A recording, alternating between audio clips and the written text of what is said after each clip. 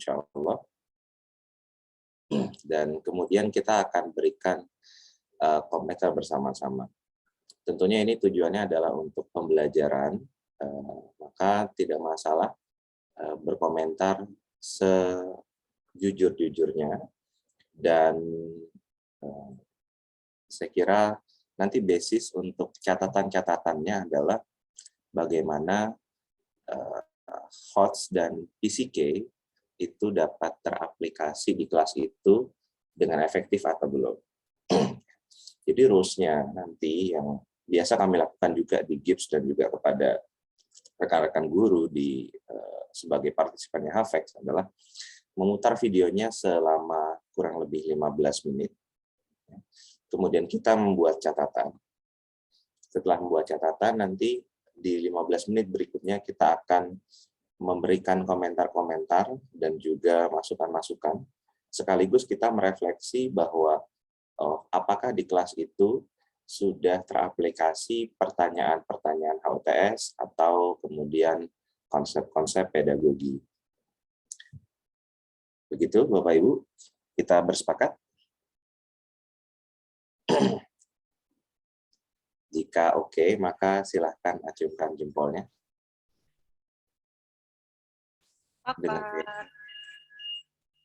Oke, siap.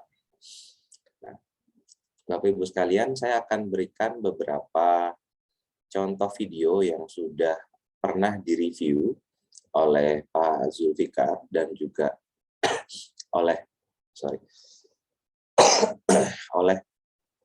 beberapa trainer di sesi-sesi HAFEX maupun GIPS. Kita mulai terlebih dahulu untuk melihat video review dari sebentar.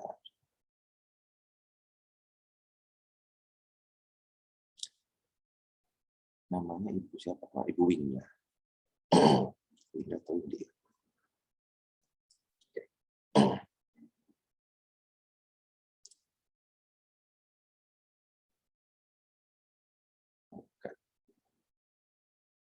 Sebentar, sosiologi, matematika, fisika.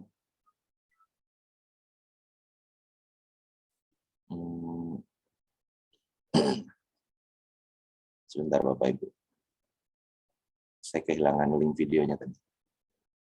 Ya. Saya harus di sini. Saya kira.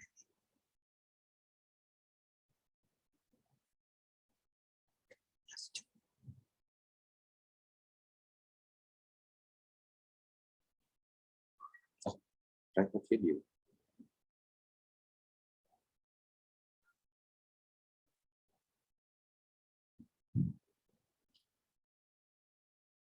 Oke, kita mulai dengan video dari GIPS saja dulu, karena saya belum menemukan video dari teman IC. Boleh saya di-allow untuk share screen, Bapak operator atau Ibu operator? Oke, terima kasih. Baik, kita akan lihat satu contoh kelas dari Pak Yudhistira. Nanti di sini Bapak Ibu dapat untuk membuat catatan-catatan berdasarkan pendekatan PCK dan HUTS yang sudah pernah Bapak Ibu dapatkan. Oh sorry, saya lupa share sound.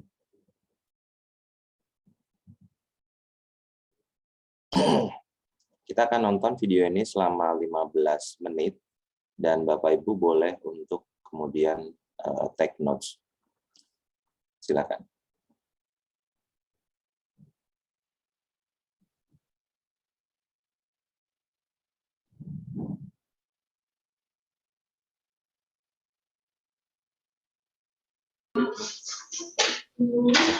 Oke, kita ulang lagi ya karena tadi ada gangguan sinyal sehingga harus diulang sedikit. Saya akan share kembali.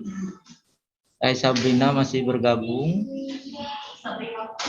Sabrina Ayu. Ya.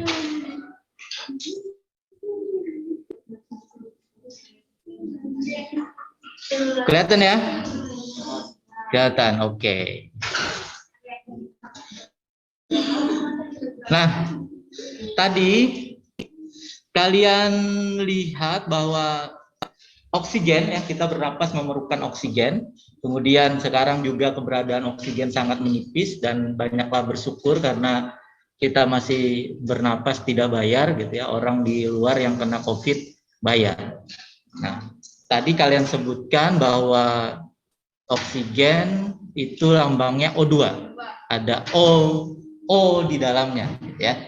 Nah, pertanyaannya yang akan kita bahas kali ini, si O2 ini ya, itu apakah nanti dia berikatan ion juga seperti yang kemarin, atau ada ikatan lain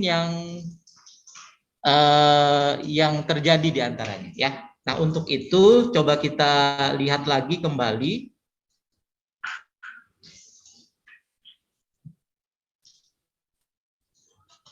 Si Sabrina bisa lihat screen-nya? Bisa, Sir. Bisa ya. Nah, kita lihat kembali yang CL ya, CL. Mana screen-nya? Nah, ini dia. Alhamdulillah. CL. Nah, silakan catat di buku catatan. CL ya. Si perilaku si CL ini dari gambar berapa jumlah kulit yang digunakan ya. Sabrina bisa chat di kolom komentar berapa jumlah kulit yang digunakan. Saya beri 2 menit ya, saya akan pilih dari gambar berapa kulit yang digunakan untuk menempatkan elektronnya ya. Berapa?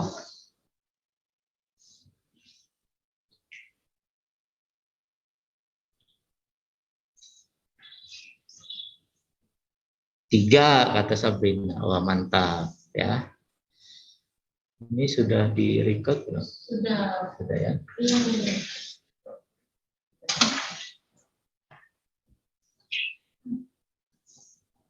Elektron pada kulit terluar. Yang terluar itu apa maksudnya? Yang paling luar. Yang terakhir. Berapa? 7. Nah, kalau kita tuliskan berapa kulitnya? Aduh, salah ding.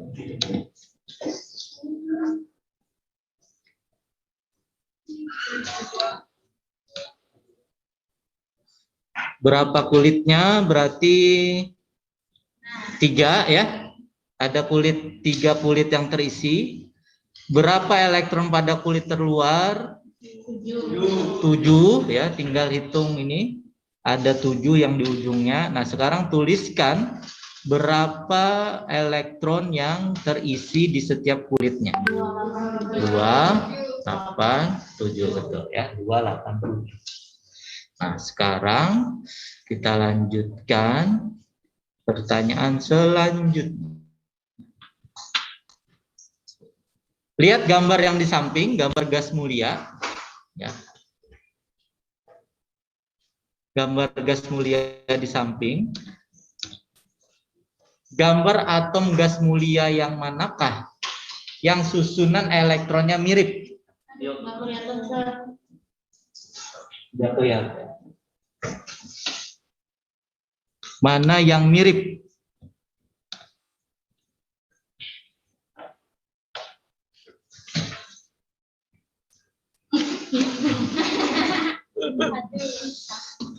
HEK, NEK, ya. Lihat dari gambarnya. Lihat dari gambarnya. Nah, kemudian mengapa bukan NE atau KR? Tuliskan alasan.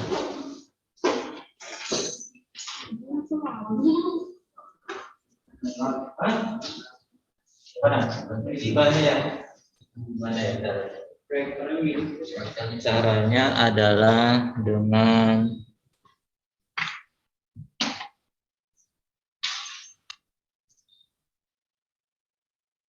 ngek kata ya. Kenapa bukan NE atau KR? Kenapa kalian bilang dia mirip AR? Karena apanya yang mendekatin? Jumlah elektron. Emang AR berapa jumlah elektronnya? 18, sedangkan CL 17 gitu ya. Jadi kalau KR berapa jumlah elektron KR? 36, terlalu banyak. NE berapa? 10, terlalu dikit. Jadi yang mendekatin itu adalah AR. AR yang lagi ya? Tetot.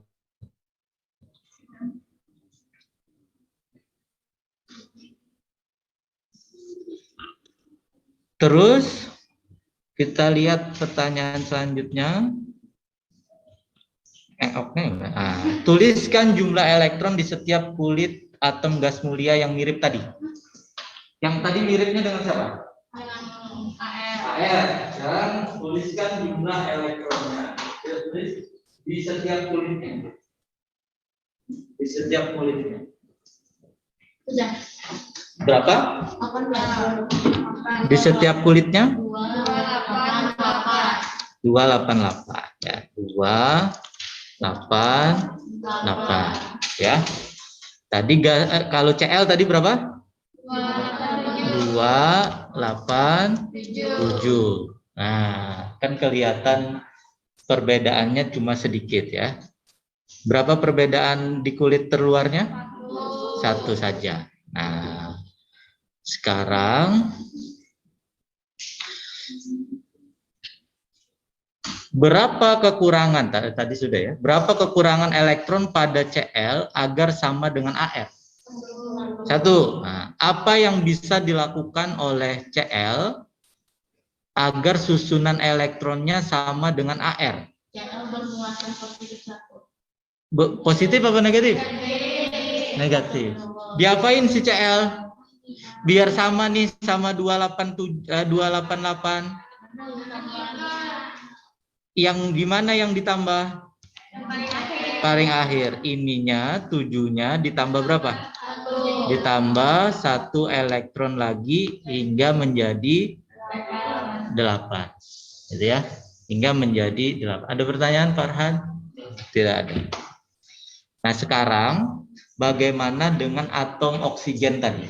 O. Nomor atomnya 8. Gambarnya begini. Apa yang dia lakukan ya? Seperti si CL tadi, dia ngapain? Kalau si CL tadi dia memerlukan 1 elektron lagi gitu ya. Sekarang si oksigen dia ngapain? Yuk coba tuliskan. Nomor atomnya 8. Gambarnya seperti ini. Gambarnya yang di bawah itu. Coba tuliskan di catatannya. Sabrina di kolom chat dan catatan. Apa yang dilakukan si oksigen ya? Kalau Cl tadi dia memerlukan 1 elektron. Kalau oksigen berapa? Apa yang?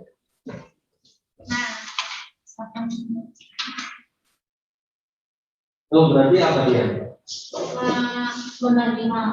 Menerima berapa? 2. Awalnya konfigurasinya atau susunannya berapa?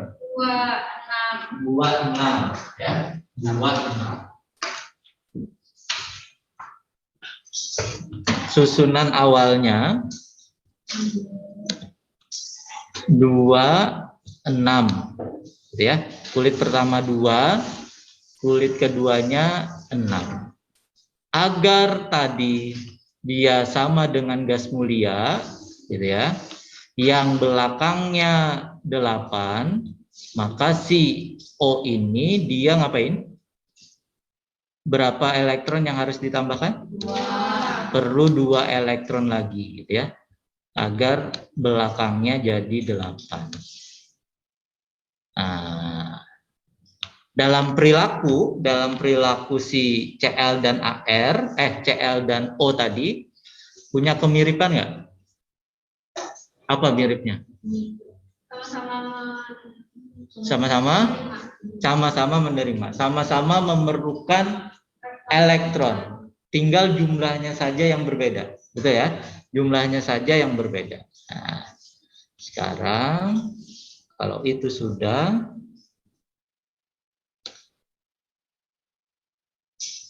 kalau dia tadi dia menerima, gitu ya.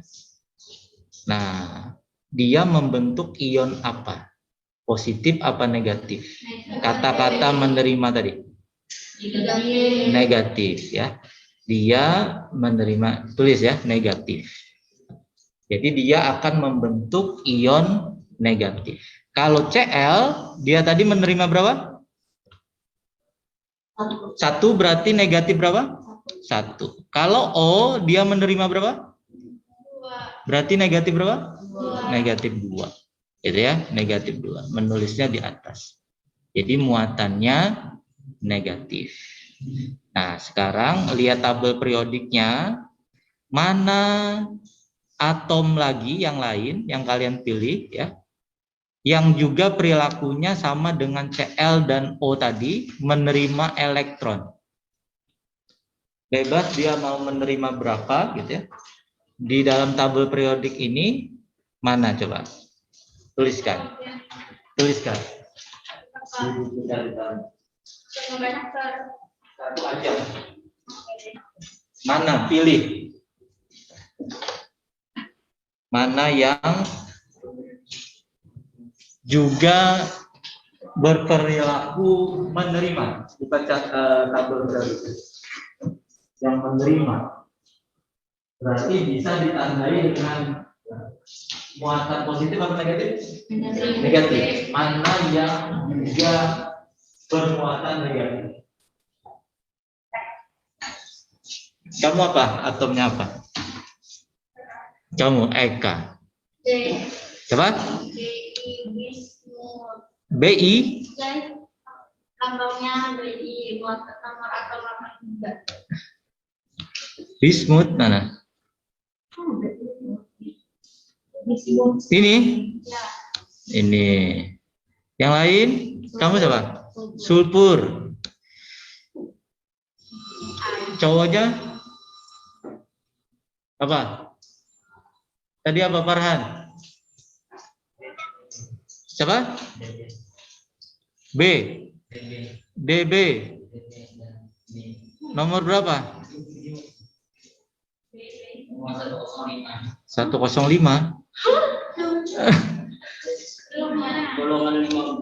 5B. Oke, sekarang coba lihat ya. Coba lihat. Tadi cirinya dia mempunyai perilaku yang sama jika dia bisa membentuk ion negatif begini ya. Maka perilakunya sama-sama memerlukan elektron.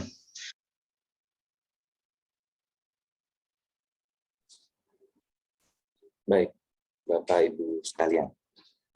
Kita sudah menonton kurang lebih 15 menit satu gaya pembelajaran oleh Pak Yudhistira. Ini adalah pelajaran tentang ikatan kovalen jenjang SMA, kalau tidak salah kelas 11. Nah, Bapak Ibu sekalian, silahkan untuk menjawab beberapa pertanyaan yang nanti akan saya ajukan di kolom chat. Apa ya? Ya, pertanyaan yang pertama adalah apakah pada saat tadi Bapak Ibu menonton video pembelajarannya Pak Yudis dalam mode menerangkan. Kalau boleh dipinjam, ya boleh saya pinjam dulu nggak Pak? Silakan. Tidak. Oke. Sejak awal apa yang Pak Yudis lakukan kepada siswa? Apa yang Bapak Ibu tangkap? Silakan interpretasikan apa yang Pak Yudis lakukan kepada siswa. Mengarahkan dan diskusi, tanya jawab, oke. Tanya jawab, berinteraksi. Baik. Kalau tanya jawab, baik. Nah, pada saat kita tadi menonton video pengajaran yang dilakukan Pak Yudis, itu tadi sebagai gambaran itu kelas hybrid ya Bapak Ibu. Kelas di mana ada sebagian siswa yang berada di ruang kelas secara offline, ada sebagian siswa yang kemudian karena isolasi maka harus nge-zoom dari asrama. Bagaimana proporsi pertanyaan dan penjelasan dari Pak Yudis di dalam kelas selama 15 menit tadi? Kira-kira berapa banding berapa?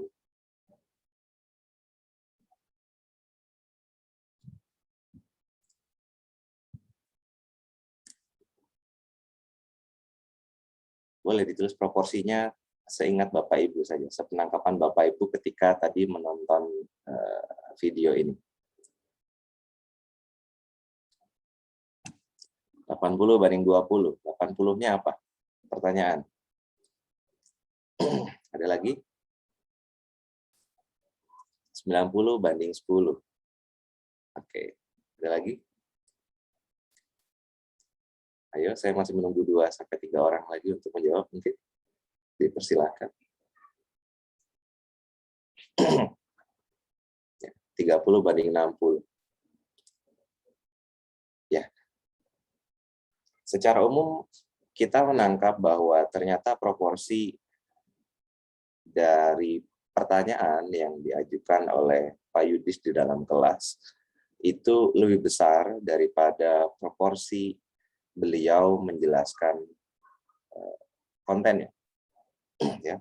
Tadi ada yang menulis 30, 70, kemudian 90 banding 10, dan seterusnya. Terima kasih.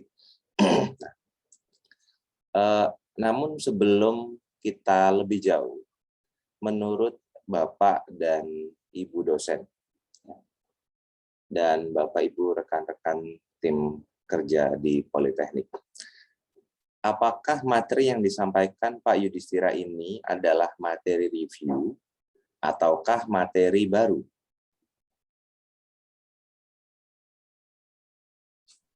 Lanjutan sepertinya, Pak. Lanjutan ya. Baik. Materi lanjutan, namun apakah materi ini adalah materi review atau materi baru? Kan lanjutan bisa materi yang review kemudian dibawa kembali selama 15 menit ini, Bu. Ataukah materi lanjutan yang pure betul-betul baru?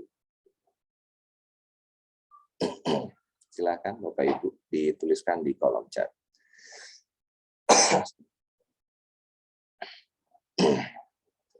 Sepertinya review. Oke. Oke, tadi kalau misalnya kita flashback ke menit-menit di awal, di 5 menit di awal. Ya.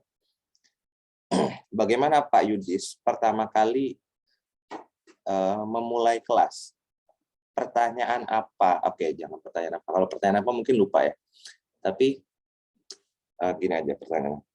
Apa level terendah jenis pengetahuan yang ditanyakan oleh Pak Yudis di dalam kelasnya?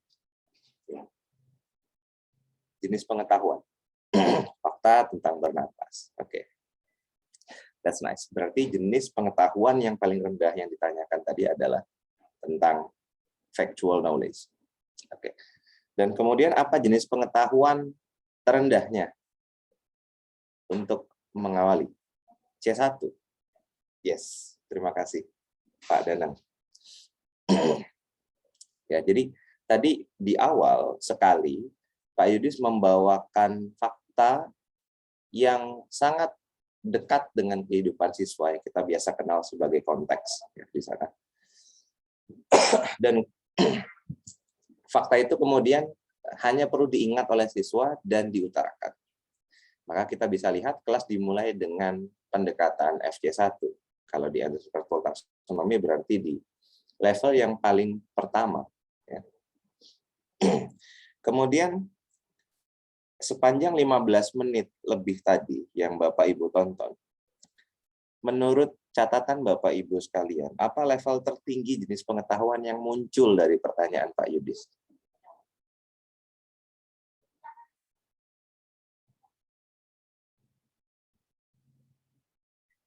Jenis pengetahuan ada F, C, P, atau M.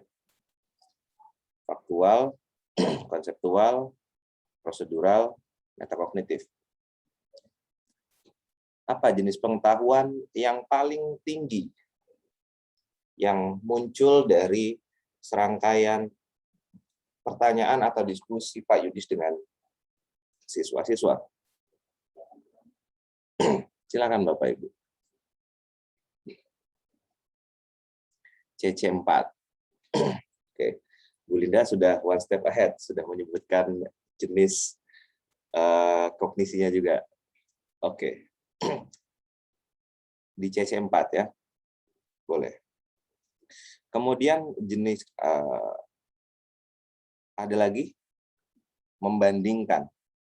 Oke. Menambah elektron. Konsep. Oke. Ada yang lain?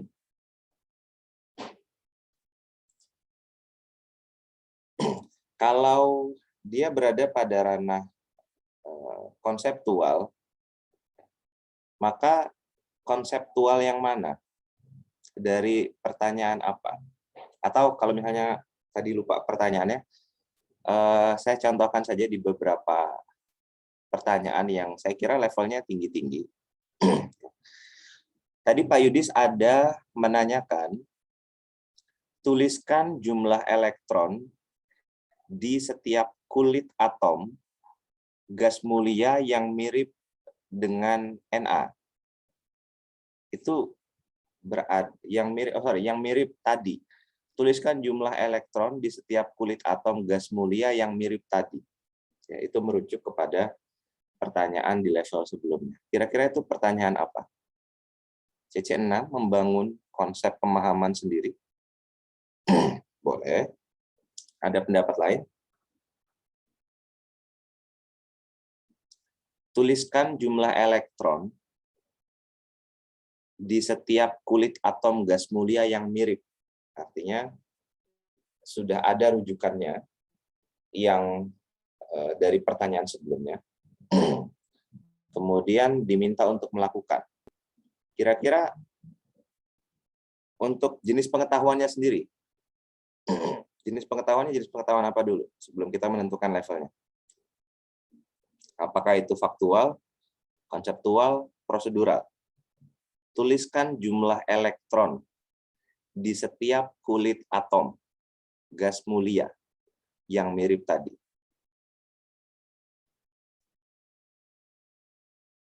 Kalau menuliskan berarti apa? Apakah pengetahuan faktual, pengetahuan konseptual, pengetahuan prosedural, atau pengetahuan metakognitif? Kata kuncinya menuliskan. Tuliskanlah jumlah elektron. Silahkan Bapak Ibu. Jenis pengetahuan apakah ini?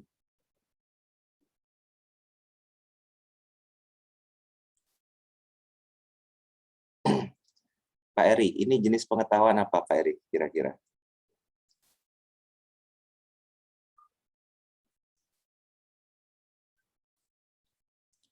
Tuliskan jumlah elektron. Apakah F, apakah C, apakah P, ataukah M? Faktual. Faktual. Menuliskan itu faktual. Iya. Oke, baik. Kalau pendapatnya Ibu Mariam?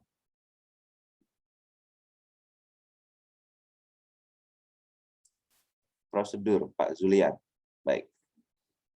Ada pendapat yang lain? PC 3, Pak Baim. Exactly, ya. Jadi tuliskan itu masuk di pengetahuan prosedural karena dia adalah sebuah prosedur. Menulis itu kan sebuah rangkaian kegiatan. Jadi pengetahuan ini adalah pengetahuan prosedural yang meminta siswa memahami dulu jumlah elektron yang harusnya dituliskan dan kemudian dilakukan. Tentu ada serangkaian langkah yang harus dilakukan siswa untuk bisa menuliskan jumlah elektron. Ya, ini pengetahuan prosedural. Levelnya betul ada di level C3. Ya. Level C3. C3 itu berarti mengaplikasi. Kenapa C3 bukan C6? Alasannya karena sudah ada yang dicontoh. Ya.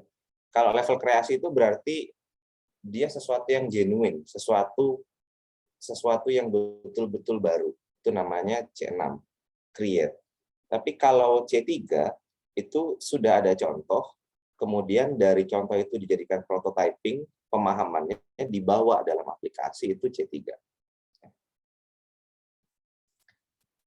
Nanti kalau C6 itu mungkin di sesi yang lain akan ada beberapa jenis atau akan ada beberapa cara kita mengenali C6. Apakah C6 itu nanti creation-nya masuk di level evolutif, revolutif, kemudian reinterpretasi, itu nanti masuk di jenis-jenis C6. Tapi pada prinsipnya C6 itu semuanya adalah hasilnya nanti sesuatu yang baru, betul-betul sudut pandang baru. Sementara kalau C3 itu adalah mengaplikasikan apa yang sudah dipahami dan diberikan contohnya. Jadi kalau ada statement, tuliskan jumlah elektron di setiap kulit atom gas mulia yang mirip tadi, itu merujuk kepada contoh yang sudah ada, maka dia berada di wilayah prosedural dan C3. Kemudian, tadi di slide berikutnya, Pak Yudis ada menanyakan berapa kekurangan elektron pada Cl agar sama seperti Ar. Berapa kekurangan elektron pada klor agar sama dengan argon. Pertanyaan ini pertanyaan pada level pengetahuan apa? Bapak Ibu. Apakah faktual, konseptual, prosedural, atau metakognitif?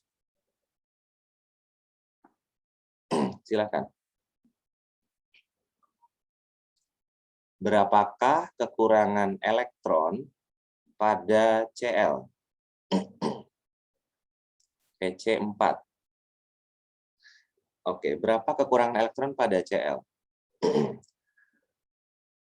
Untuk jenis pengetahuannya, yes, ini berada pada, untuk level pengetahuannya, yes, ini berada pada C4. Ya. Tapi karena pertanyaannya baru menghitung berapa kekurangan elektron, ya. Exactly, Bu Mila, ini ada pada C4. Ya. Jadi berapa kekurangan elektron pada Cl agar sama dengan Ar, berarti kita memahami dulu, ya, memahami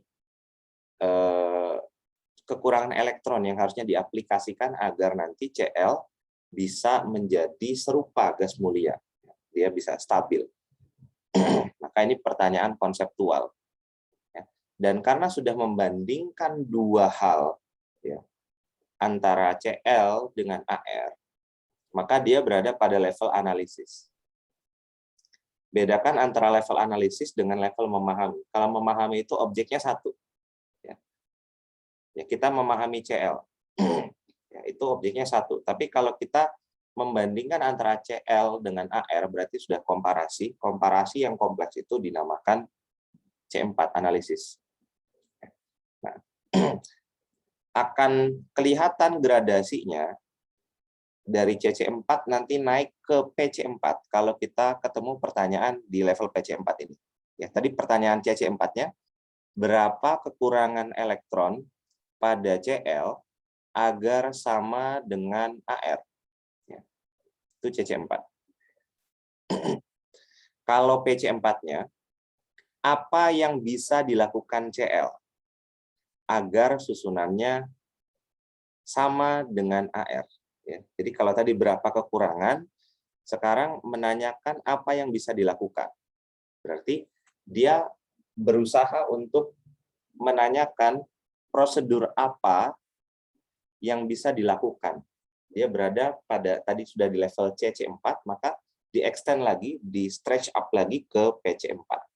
Ya, tadi berapa kekurangan elektron, sekarang apa yang bisa dilakukan agar elektronnya sama. Ya, maka naik ke PC4. Nah, berikutnya tadi pertanyaan lanjutannya yang terakhir sebagai pungkasannya ada di PC5. Bagaimana dengan atom oksigen dengan nomor atom 8? Apa yang bisa dilakukan oleh atom oksigen?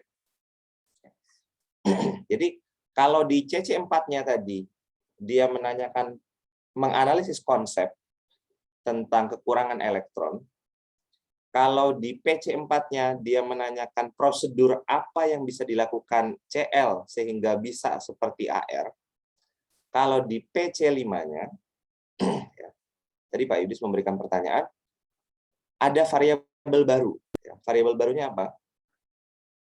Oksigen. Ya. Jadi variabel barunya yang diintroduksi sehingga dia bisa naik dari membandingkan sampai ke level evaluasi C5 adalah karena Pak Yudis menanyakan bagaimana dengan atom oksigen. Atom oksigen itu sebagai satu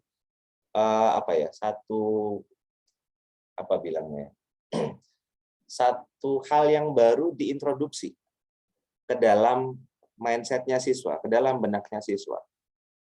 Tapi diintroduksinya dengan penjelasan dengan nomor atom 8.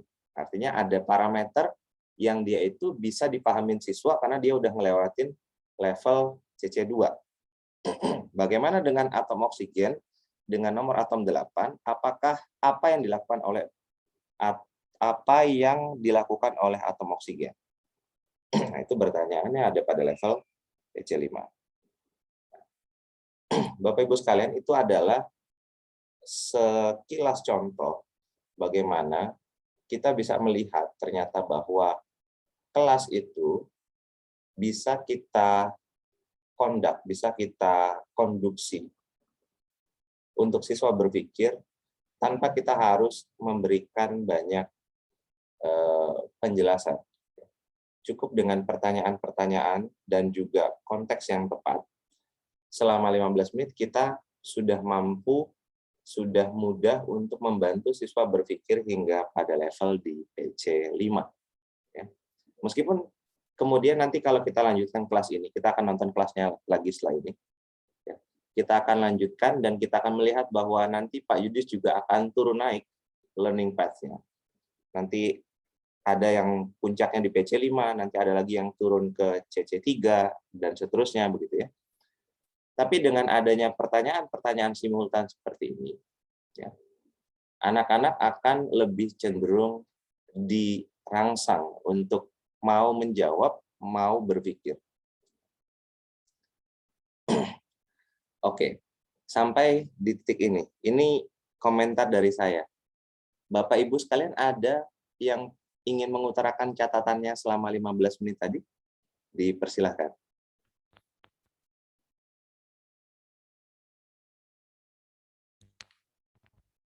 Halo Pak Danang.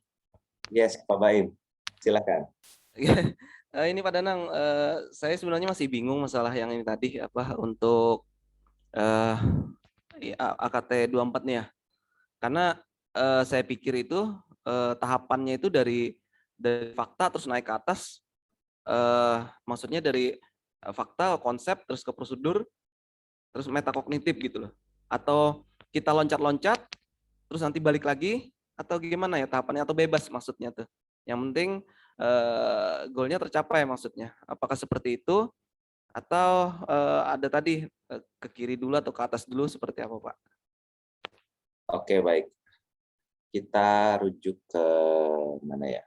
Ke sini deh. Nah, sebentar.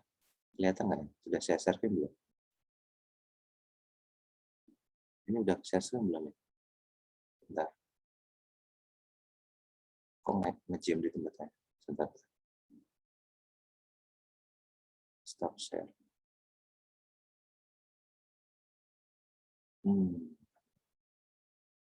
Baik. Jadi kalau bicara tentang leveling itu kayak kita main game gitu ya. Kalau kita main game itu kita kan biasanya disuruh milih aktornya siapa, playernya siapa. Apakah yang jenisnya nanti warrior atau jenisnya Maggie gitu ya, atau jenisnya apa gitu, dan lain sebagainya, monster dan lain sebagainya. Nah, setiap jenis aktor di game itu dia kan akan punya basic skill yang sama, ya. Tapi kemudian akan berkembang sesuai dengan peran dia di awal. Jadi nanti kalau yang magician, dia akan berkembangnya kuatnya di magic, gitu ya. Kalau yang warrior akan lebih kuatnya itu di powernya, begitu, atau skill fisiknya dan lain sebagainya.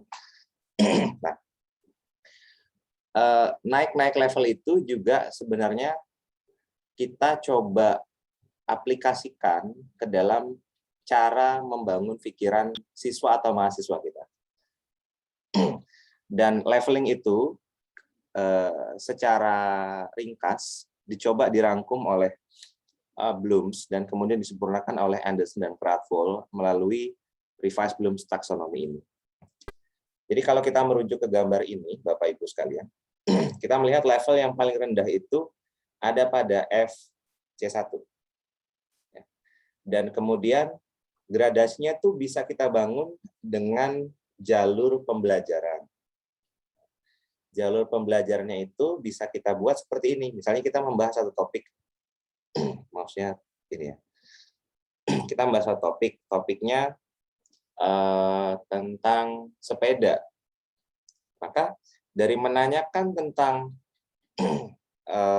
apa itu sepeda, ya, atau kemudian apa saja yang terdapat pada sepeda, itu kan berada pada level mengingat fakta. Buat daftar apa saja komponen-komponen sepeda. Maka di situ kita akan membuat daftar mengingat fakta. Oh, sepeda itu ada apa ya? Oh, sepeda itu ada sadelnya.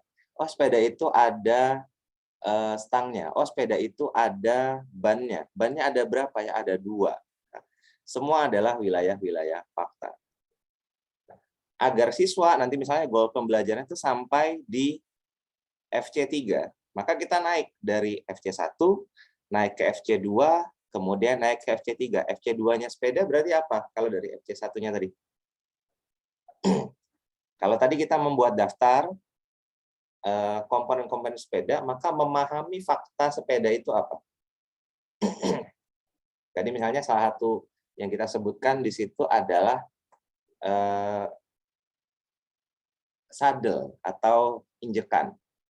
Maka untuk FC2-nya saddle itu apa?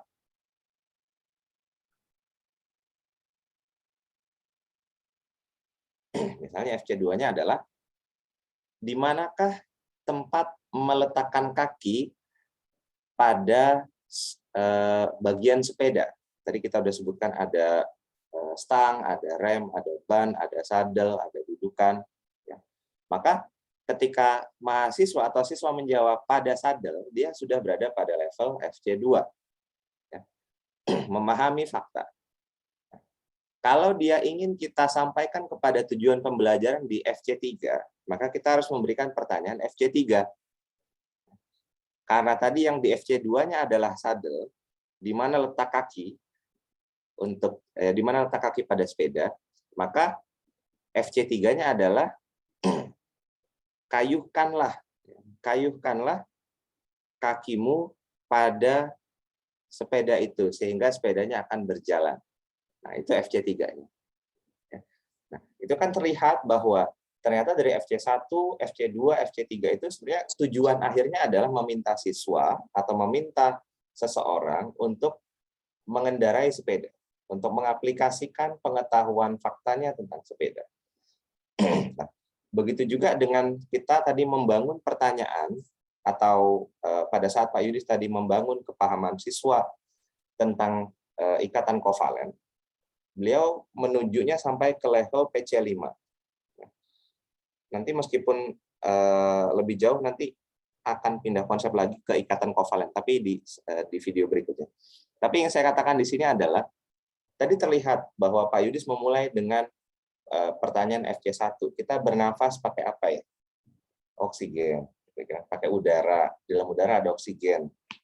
Nah, itu adalah pengetahuan faktual yang kemudian di stretch up pelan-pelan dengan setiap level pertanyaan hingga ke level yang cukup tinggi, ya, di PC3 naik, kemudian sampai di PC3, kemudian Pak Yudis berpindah konsep tentang kekurangan elektron, ya, berpindah topik tentang kekurangan elektron, dimulai lagi dari CC4 naik ke PC4 sampai ke PC5. Jadi turun naiknya itu sebenarnya bukan karena kemudian memang turun naik, enggak, tapi bisa jadi nanti sudah sampai ke PC3, kemudian turun lagi ke CC4 itu karena ada satu komponen lagi yang coba dibangun. Jadi kayak kita membangun kayak kita bangun tenda. Jadi satu tiang udah berdiri, kemudian ditegakkan tiang yang lain. Secara bersamaan nanti ada beberapa tangan, beberapa orang yang menegakkan bersamaan. Nah, begitu juga. Jadi kelihatan turun naiknya learning path-nya itu sebenarnya bukan turun naik, tapi udah naik semuanya. Cuma nanti ketemunya di titik yang paling tinggi itu di mana, sehingga komponen A, komponen B, komponen C itu bisa disatukan. Saya kira begitu, Pak, jawabannya. Ada hal yang mungkin bisa diperjelas lagi atau mungkin ada feedback dari Pak Baim? Silakan. Atau mungkin Bapak Ibu yang lain.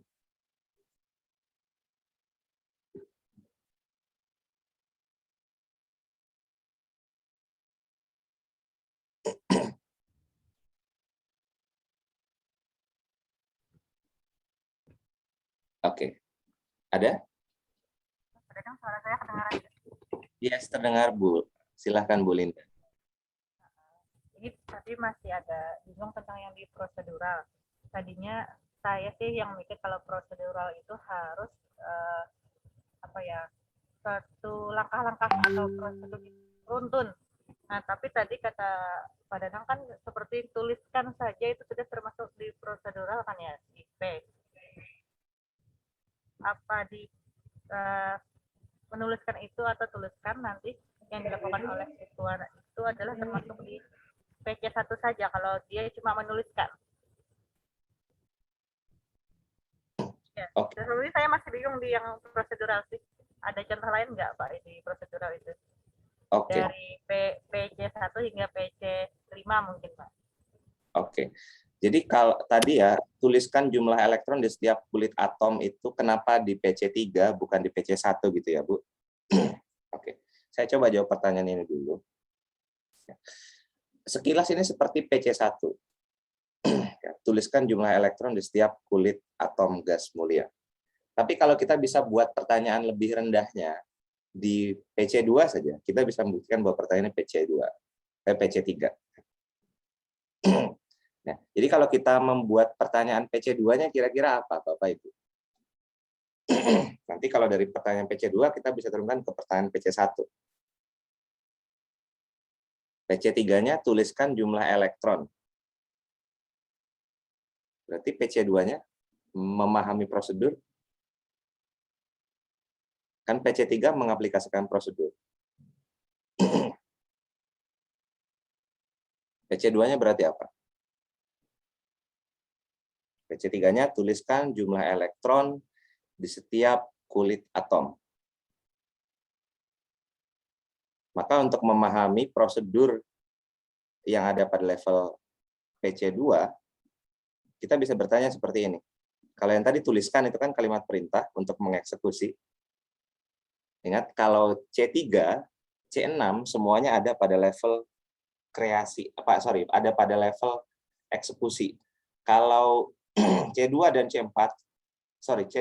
C5 itu levelnya ada pada tahapan berpikir, ya, kognisi. Kalau C1 dan C4 itu ada pada tahap indera, ya. Kita mengabsorb, kita menerima, ya, menginternalisasi informasi. Maka tools-nya adalah indera. Kalau tuliskan itu kita menggunakan tangan, berpikir kita bisa ganti tuliskannya dengan bagaimana. Ya, bagaimana jumlah elektron di setiap kulit atom gas mulia yang mirip dengan yang tadi, gitu ya. Itu PC2. Nah, kalau PC1-nya berarti apa? Kalau tadi bagaimana jumlah elektron di setiap kulit atom, maka PC1-nya adalah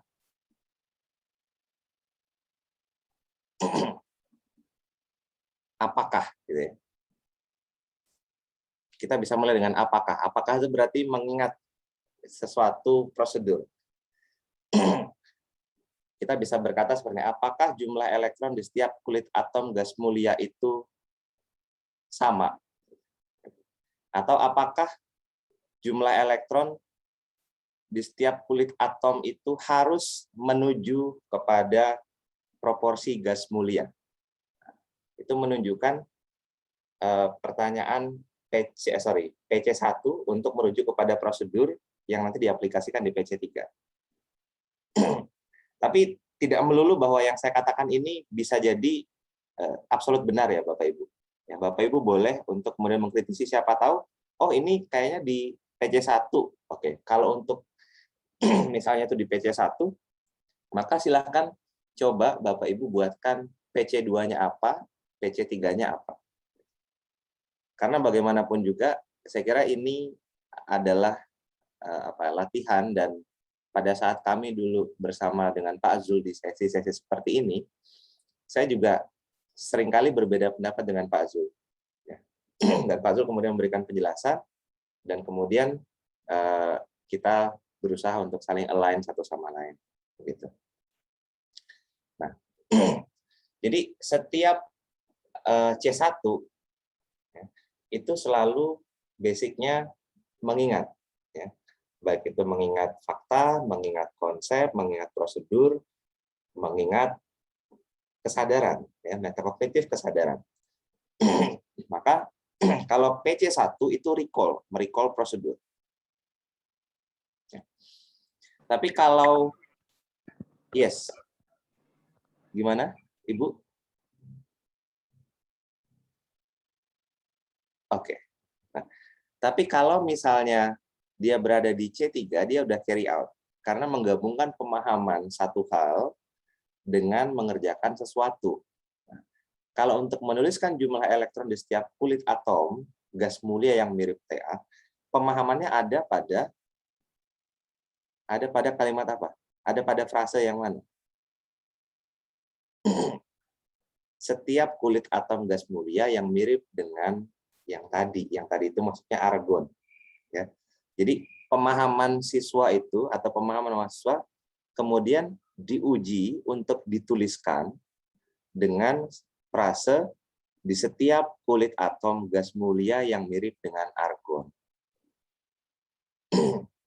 Kalau tidak paham tentang jumlah elektron di setiap kulit, kalau tidak ingat jumlah elektron di gas mulia, kalau tidak paham bahwa gas mulia itu punya jumlah elektron yang proporsional, ya, yang jumlahnya itu selalu stabil, maka tidak mungkin kemudian si siswa akan sampai di level C3 untuk bisa menuliskan. Saya kira begitu. Masih bingung ya, Bu? Atau gimana?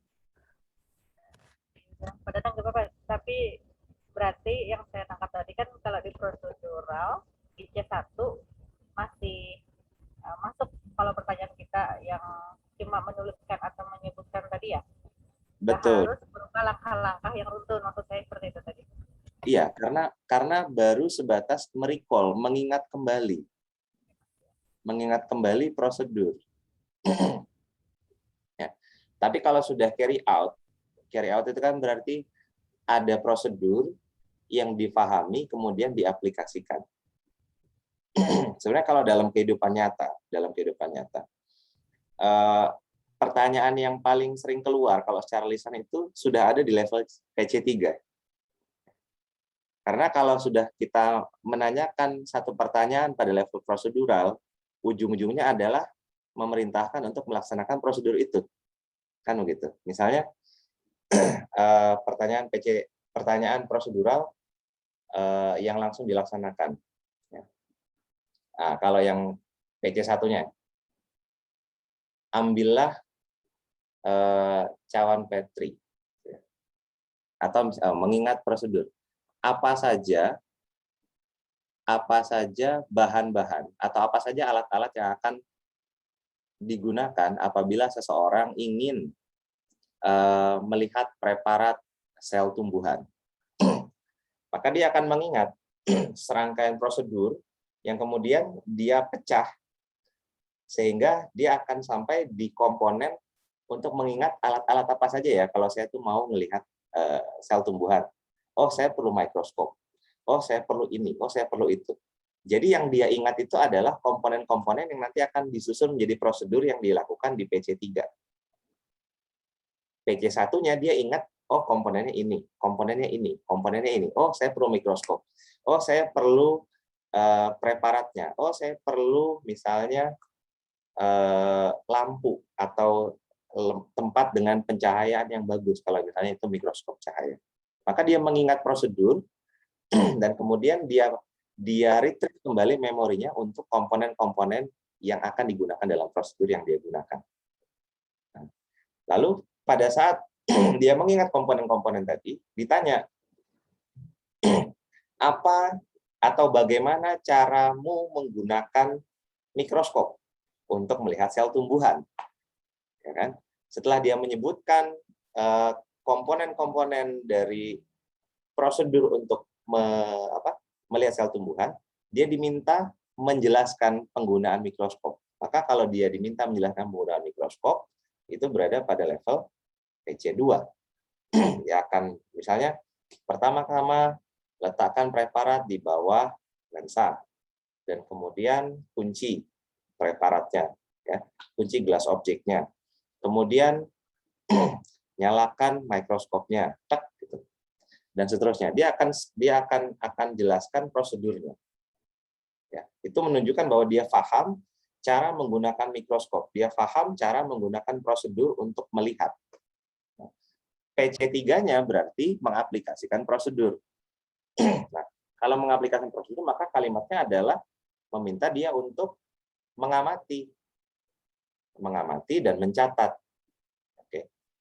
Jadi pertanyaan PC3-nya kalau dia menggunakan mikroskop untuk melihat preparat adalah tuliskan apa saja atau gambarkan bagaimana bentuk sel tumbuhan di bawah mikroskop. Nah, jadi dia nanti kemudian akan menggambarkan. Atau misalnya gunakanlah mikroskop tersebut untuk melihat sel tumbuhan. Nah, maka dia mengaplikasikan prosedur yang sudah dia jelaskan. Dia kemudian karena dia bisa menjelaskan, tentu dia sudah mengingat komponen-komponen dari prosedur penggunaan mikroskop, maka dia ada pada level PC3. Kalau mau dijadikan ke level PC4, maka tambahkanlah jenis kegiatan baru yang dia bisa compare dengan pada saat melihat sel tumbuhan di bawah mikroskop. Kalau PC3-nya hanya melihat sel tumbuhan di bawah mikroskop, cahaya, gitu, maka kita bisa ajukan satu jenis mikroskop yang baru, atau mungkin nanti lensanya diganti perbesarannya, dari yang 10 diganti kepada misalnya 100, kemudian ditanyakan, gantilah perbesaran dari 10 menjadi 100. Maka apa yang akan terjadi pada citra yang dihasilkan oleh mikroskop? maka dia akan menganalisis, membandingkan antara perbesaran 10 dengan perbesaran 100. Itu PC4. Karena dia doing something, tak pindah. Dan doing something-nya itu kemudian di-compare antara yang sudah dia simpan di PC3, perbesaran 10, dengan 100 yang ada di level berikutnya, di PC4. Nah, kemudian kalau mau naik lagi ke PC5, tinggal dievaluasi dari dua hal tadi, mana yang kemudian dirasakan atau dianggap atau diputuskan bisa mencapai satu tujuan tertentu. Misalnya, kalau tujuannya adalah untuk melihat dinding selnya dari tumbuhan, mana yang lebih baik untuk menggambarkan dinding sel tumbuhan secara lebih jelas? Apakah perbesaran 10 ataukah perbesaran 100? Maka kalau dia kemudian memutuskan, oh perbesaran 100, nah dia sudah judging something. Makanya kemudian PC5 keywordnya adalah judging. Nah, maka di situ diputuskan bahwa oh ternyata perbesaran 100 lebih bagus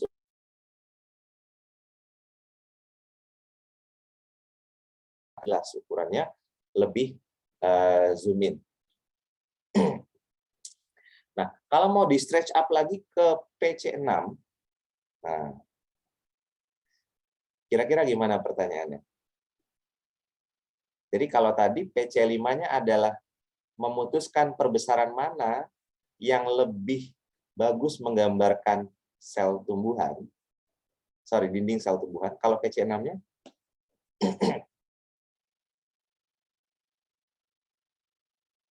PC6-nya kita bisa katakan begini. Apa yang dapat kamu lakukan untuk menjadikan perbesaran dengan perbesaran 10 misalnya, dengan perbesaran 10. Kamu dapat melihat sel tumbuhan dengan jelas sebagaimana kamu menggunakan perbesaran 100. Itu kalau yang bawah itu namanya lensa apa ya? Saya lupa. Kan ada dua, ada yang di atas, ada yang di bawah. Yang lensa benda sama lensa apa satunya? Saya lupa. Nah, kemudian kalau misalnya siswa dia menciptakan satu prosedur baru, maka dia ada pada level PC6. Misalnya yang tetap 10 bawahnya, tapi kemudian yang atasnya dia ganti. Nah, dia create satu prosedur baru. Oh, lensa atasnya yang diganti, bawahnya tetap jadi 10. Karena pertanyaannya mengharuskan tetap harus 10. Dia ganti lensa atasnya. Maka itu PC6. Begitu kira-kira gradasinya, Bu, untuk menunjukkan perbedaan antara PC1, PC2, PC3, PC4, PC5, PC6. Gimana? Apakah ini bisa membantu? Kalau pertanyaannya misalnya alat apa yang digunakan untuk melihat jaringan tumbuhan, berarti bisa masuk PC1, Pak, itu, Pak? Yes, itu PC1. Alat-alat apa saja? Karena kan itu landasan untuk kemudian membangun pemahaman pada PC2. Kita ujikan pemahaman atas komponen atau alat-alatnya itu pada PC2 kan. Dan kemudian prosedurnya kita coba di PC3 kan.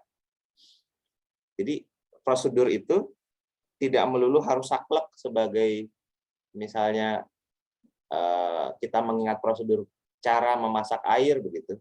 Tidak. Jadi PC1-nya prosedur itu bisa jadi nanti adalah apa saja yang diperlukan oleh seseorang untuk merebus air. Artinya kan dia sudah memahami prosedur merebus air kan. Oleh karena itu dia flashback untuk memecah pengetahuan pemahamannya C2-nya kepada C1. Dia pecah ke C1, oh dia sebutkan, saya perlu alat namanya ceret, saya perlu alat namanya kompor, saya perlu gas yang ada isinya. Kemudian kita bisa tanyakan di C2-nya dengan pertanyaan, bagaimana caranya, atau misalnya bukan bagaimana caranya, apa guna knop pada kompor yang di atasnya diletakkan ceret? Oh, knop itu untuk menyalakan api. Berarti dia memahami prosedur untuk menyalakan kompor. Dia memahami prosedur untuk memasak. Nah, dalam hal ini kita objeknya ingin memasak air, maka C3-nya adalah kalimat perintah atau kalimat eksekutif, kalimat eksekusi. Kalimat eksekusinya apa? Rebuslah air atau gunakanlah kompor untuk merebus air, carry out. Kan carry out itu berarti execute. Ya. Maka dia merebus airnya. Kalau C4-nya dari merebus air tadi, integrate. Apa kira-kira? Kalau C4-nya, C4-nya.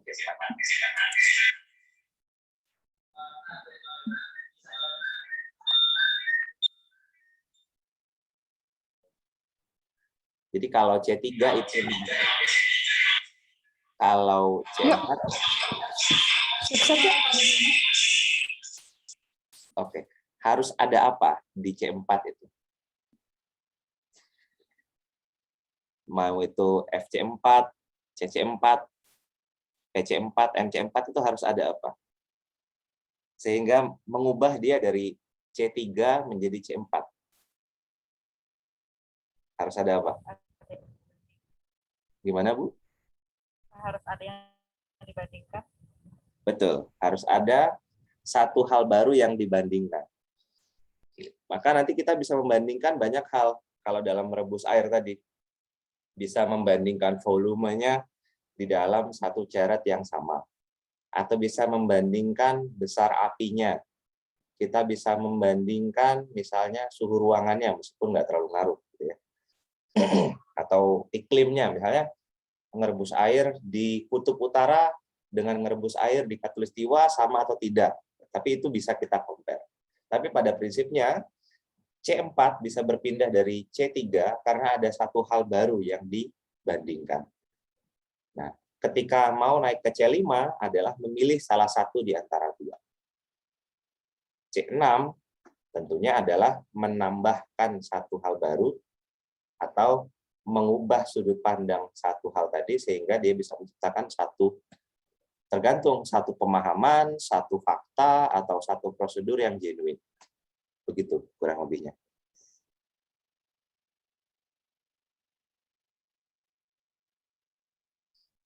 Baik. Sampai di sini ada pertanyaan lain? Bu Linda, informasi atau Bapak Ibu, kita sampai di pukul 6 ya?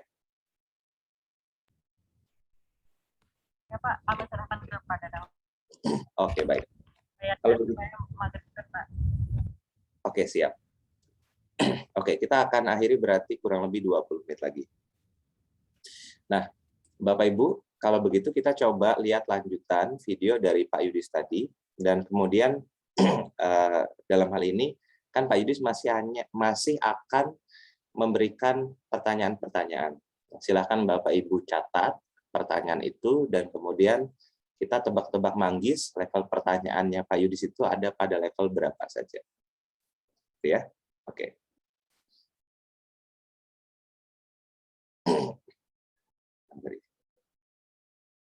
Oops, sorry, suaranya tidak share.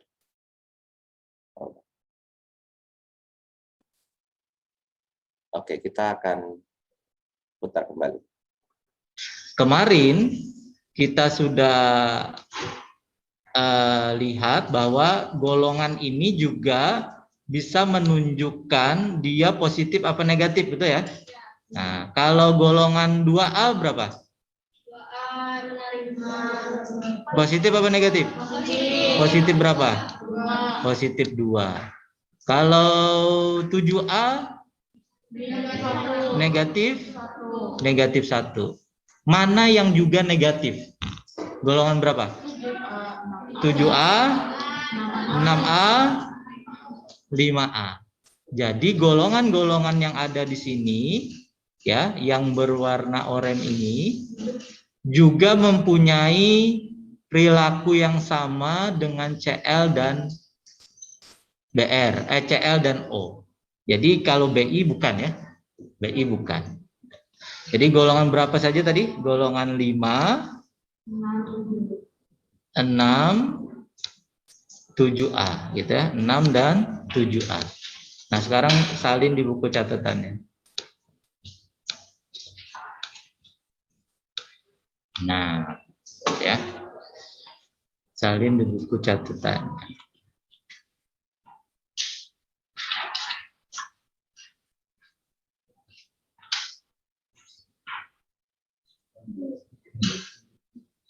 Sekarang udah?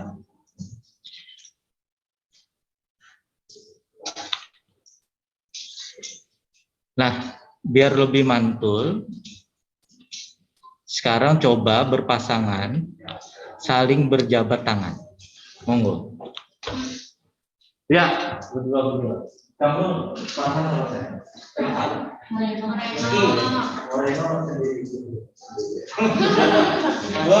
Berjabat tangan. Berjabat tangan. Berjabat tangan. Bergandengan. Nah, pertanyaannya ya, masih tetap berjabat tangan. Ayo, jabat. Sekarang jabat dengan erat. Jabat dengan erat. Erat.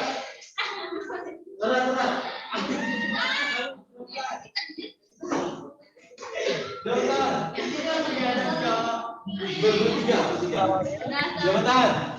Makin erat, makin erat. Nah, oke, boleh lepas. Sekarang boleh lepas. Nah, pertanyaannya,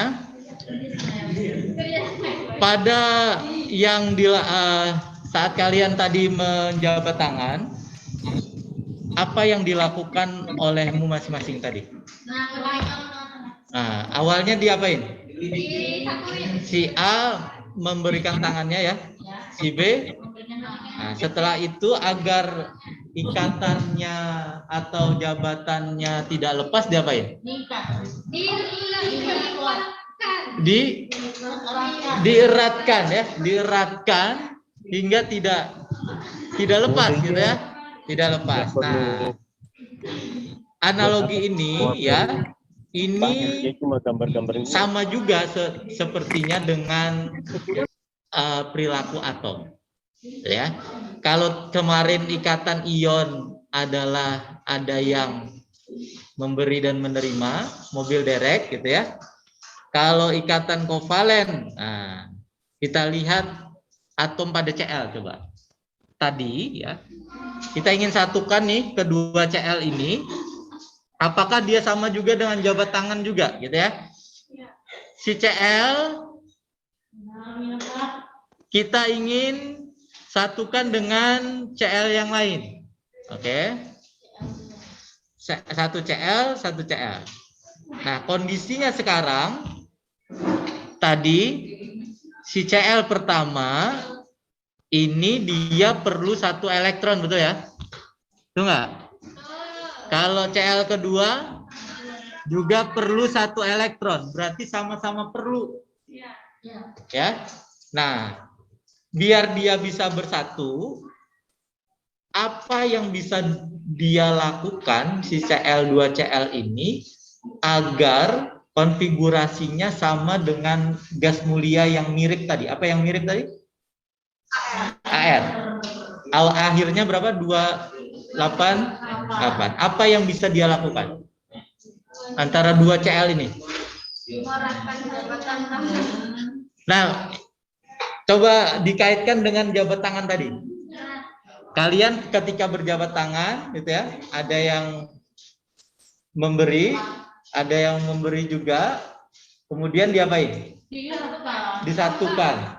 Tangannya nyambung apa tidak?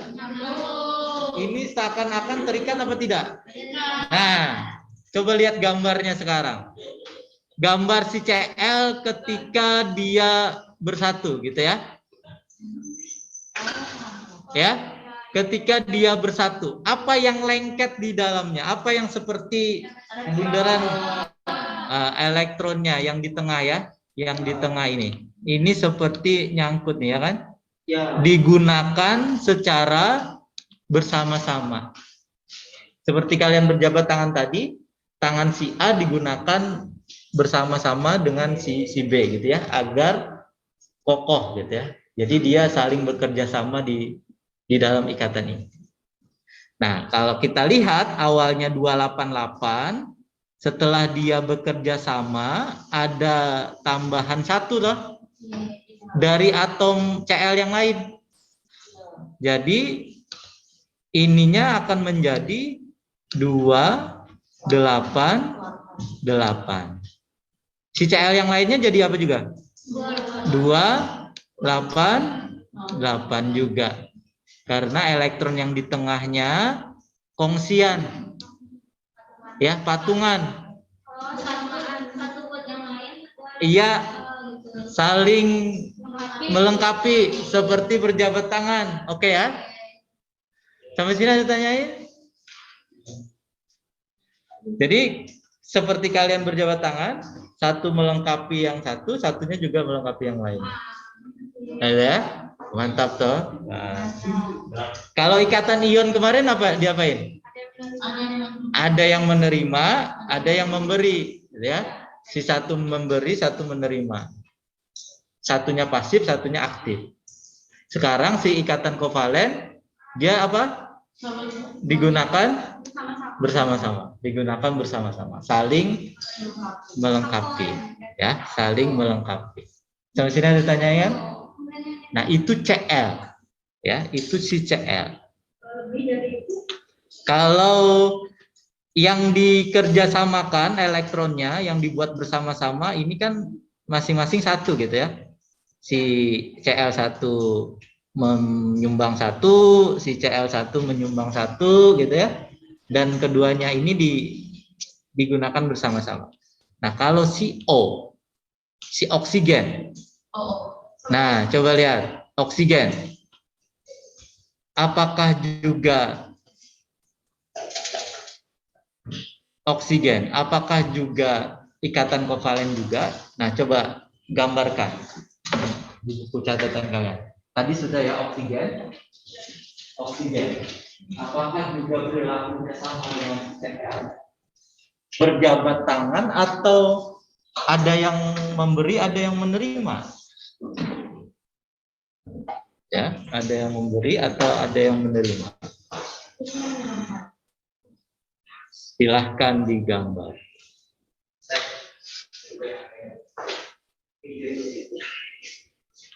Sabrina, nah, sekarang Sabrina. Apakah juga perilakunya sama dengan kedua Cl ini, atau dia pakai perilaku yang ikatan ion kemarin, ada yang memberi dan ada yang menerima?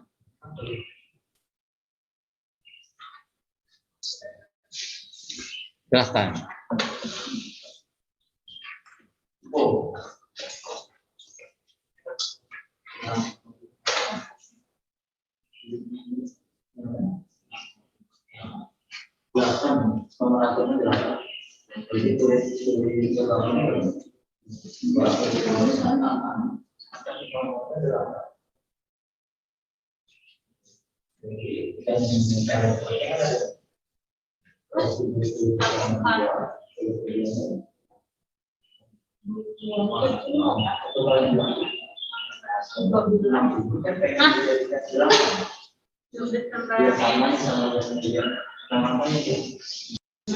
Oksigen. Ini mana? Mana?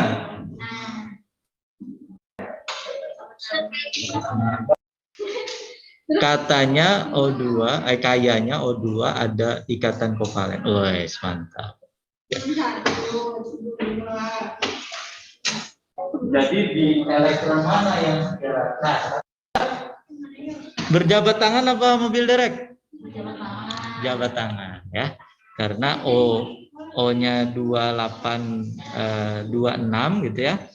Yang lainnya juga 26. Ya. Gambaran kalian bagus juga ya. Nah, sekarang kita kembali hubungkan dengan ikatan ion ya.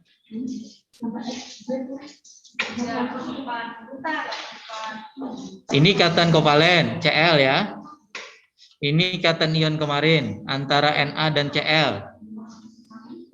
Kalau kita coba bandingkan dari yang atas dan bawah, apa nih yang bisa kalian cari persamaan dan perbedaannya? Coba tuliskan. Sabrina juga bisa dicat.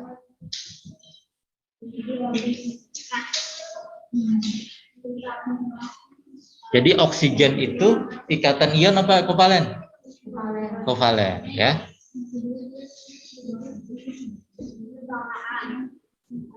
Dari gambar di atas dan di bawah, apa yang menjadi persamaan dan perbedaan dari kedua ikatan ini?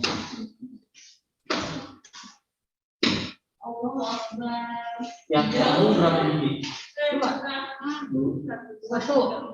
Nah, ini 4 mili. Apa yang menjadi persamaan?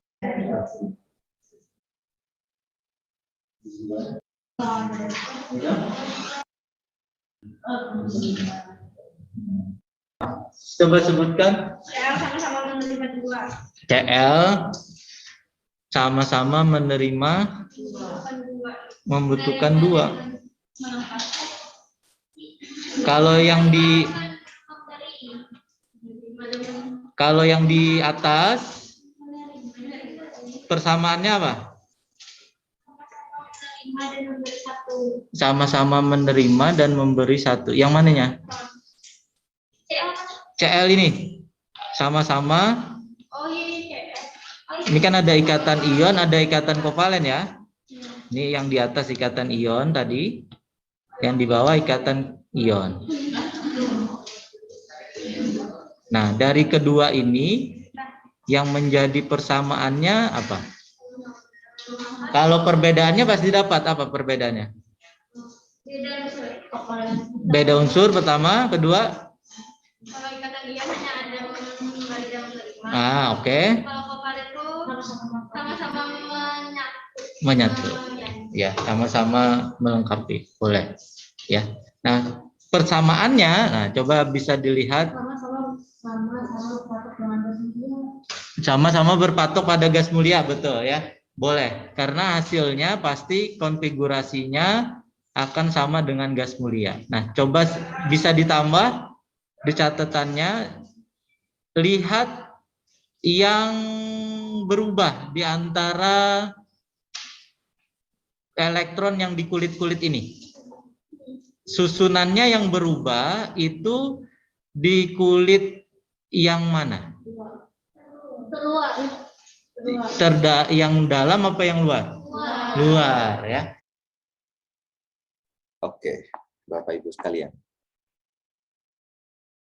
Nah, silakan di antara Bapak Ibu sekalian, tadi ada banyak sekali runtun pertanyaan dari Pak Yudhistira yang diajukan kepada rekan-rekan siswa. Kira-kira kalau pertanyaan yang terakhir tadi, bandingkan apa persamaan dan perbedaan antara ikatan ion dengan ikatan kovalen, itu ada pada level berapa ya?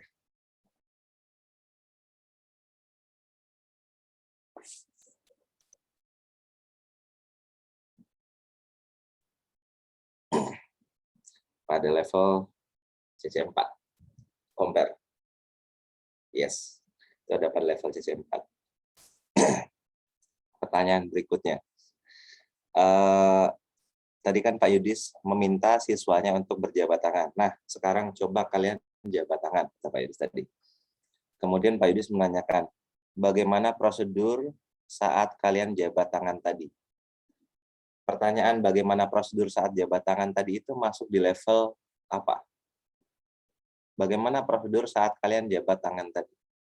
Dia menggunakan konteks, beliau menggunakan konteks, kemudian beliau menanyakan, bagaimana prosedur saat kalian berjabat tangan tadi? Itu ada pada level oke, FC3.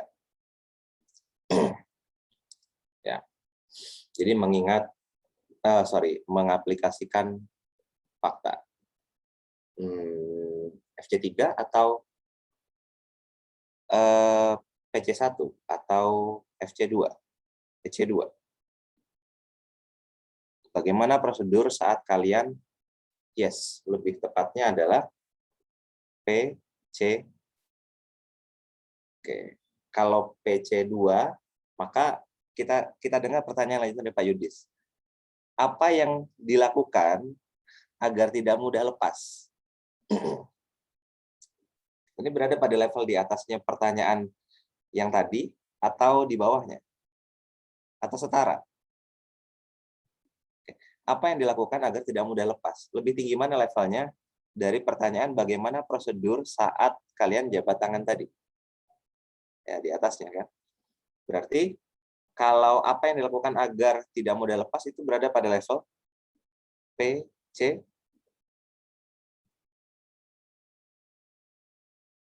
Are you sure? Yes, PC2. Ya. Jadi bagaimana prosedur saat kalian berjabat tangan tadi? Itu kita mengingat kembali, merecall. Karena sudah dilakukan, kemudian kita recall. Ya. Kita recall, kita ingat kembali, maka itu ada di PC1. Mengingat prosedur. Karena sudah dilakukan prosedurnya, diingat. Ya, pernah dilakukan, maka diingat.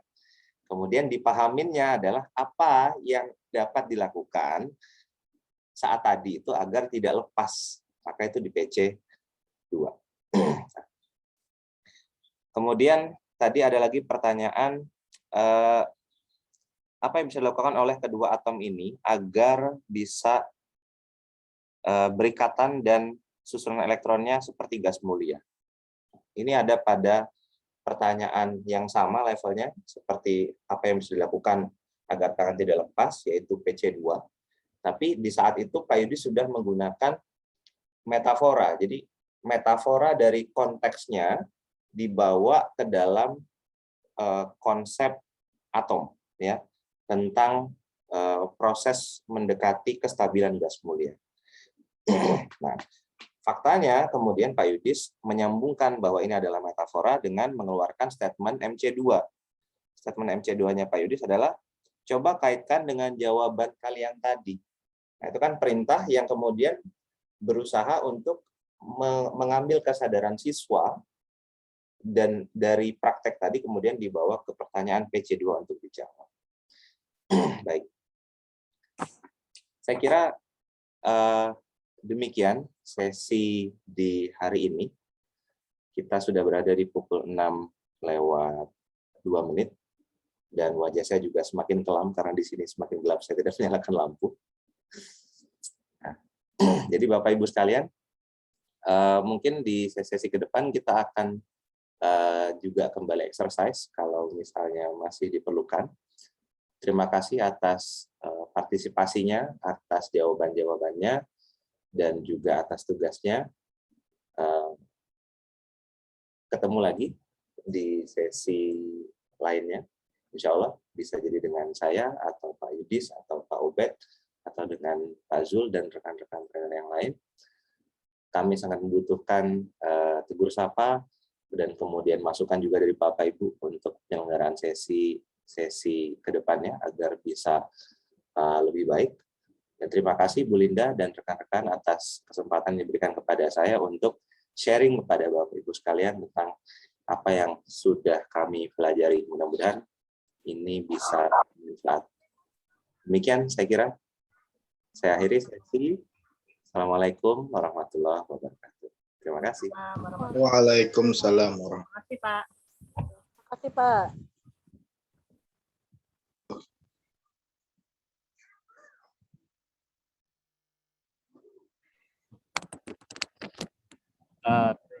Masih.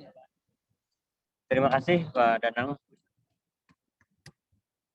Sama-sama Pak. Iya, atas pemaparannya sangat terstruktur sekali dan bermanfaat bagi kami. Mudah-mudahan kita bisa ketemu lagi di lain waktu ya Pak ya. Oke, terima kasih Bapak sekali lagi. Dan kepada teman-teman semua, untuk link absen sudah saya share di Zoom ini ya, silahkan isi. Oke, sebelum saya akhiri, bagi yang mau keluar silahkan, setelah ngasih absen silahkan keluar. Assalamualaikum warahmatullahi wabarakatuh. Waalaikumsalam warahmatullahi wabarakatuh.